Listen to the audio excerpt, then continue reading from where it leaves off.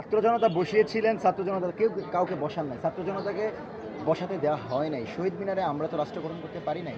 এই উপদেষ্টারা একটা স্বচ্ছ জবাবদিহিতার আলোকে স্বচ্ছ মানে যেটাকে বলে প্রশ্নহীন ছাত্র জনতার সমর্থন পান নাই। তারা কোনো একটা পরিচয়ে, কোনো একটা লিয়াজুর ভিত্তিতে বা তাদের গঠন করা একটা কি বলে এটাকে নিজের যেই বন্ধুত্ব সার্কেল অনুসারে এই সরকার হয়েছিল।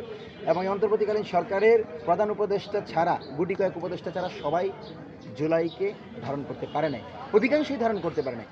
সুতরাং তারা আমাদের প্রতিনিধি ছিল এটা আমরা বলি না, আমরা বলি প্রফেসর ডক্টর মোহাম্মদ ইউনূস আমাদের প্রতিনিধি ছিল, যথেষ্ট কাজ করেছেন, গুম খুনের বিচার করেছেন, তাকে সাধুবাদ জানাই। এবং তার সাথে যারা ছিল সবাইকে হিসাব দিতে হবে, সবাইকে দায়িত্বে থাকাকালীন কী কী কাজ করেছে, কী কী খাতে খরচ করেছে, তার কতটুকু সম্পদ হয়েছে সব হিসাব দিতে হবে।